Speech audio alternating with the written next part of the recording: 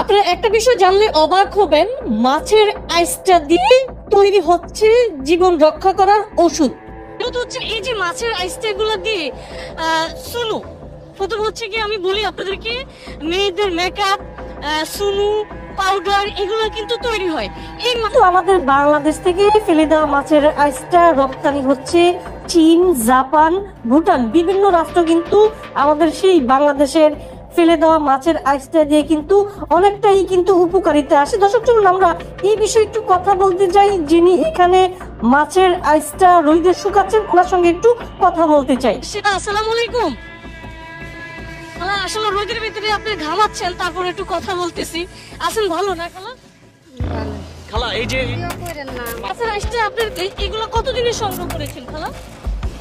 অনেকদিন ধরে লকডাউনের পর থেকে। না না আমি সেটা বলি নাই, এই যে আজকে যে মাছের আইসটা গুলো কাঁচা, হ্যাঁ আমরা দেখতে পাচ্ছি ভিজা, এগুলা কয় কেজি মাছ আইসটা গুলা? অনেক বড়ি রাইসটা। অনেক বড় না? আচ্ছা এই যে মাছের আইসটা গুলো আমরা দেখতে পাচ্ছি বড় বড়, হ্যাঁ এগুলো আপনার একটি মাছ কয় কেজি ওজনের হবে? 7 KG, 2 KG, 3 KG, 5 KG, 4 KG, 2 KG, 3 KG না?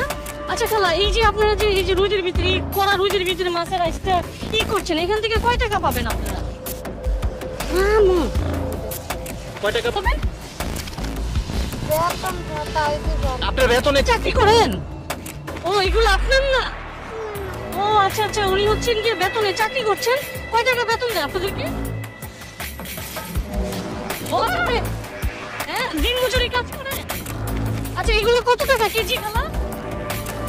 এই দাম এই দাম 60 টাকা 70 টাকা কেজি। আচ্ছা এগুলো কোথায় যায় মূলত, আপনারা কার কাছে দেন?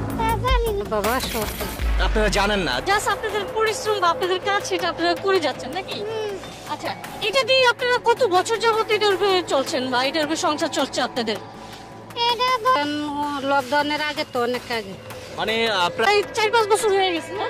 মানে প্রায় হচ্ছে গিয়ে 5 বছর হয়ে গেছে ওনারা হচ্ছে গিয়ে এই কাজের সাথে যুক্ত রয়েছে। দেখুন এই মাছের আইসটার সাথে তাদের জীবিকা নির্বাহ হচ্ছে বা তাদের পেট চলছে এই মাছের আইসটা শুকিয়ে, মানে ওনারা হচ্ছে গিয়ে দিন মজুরি কাজ করছে। দেখেন এখানে যে পরিমাণ রোদ উঠেছে। তো আবারও বলে রাখতে চাই, এই মাছের আইসটা দিয়ে কিন্তু মেয়েদের মেকআপ, সুনু পাউডার তৈরি করা হয়।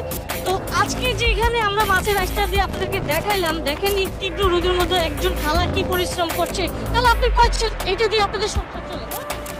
চলছে, ভালো চলছে? চলে কোনো রকম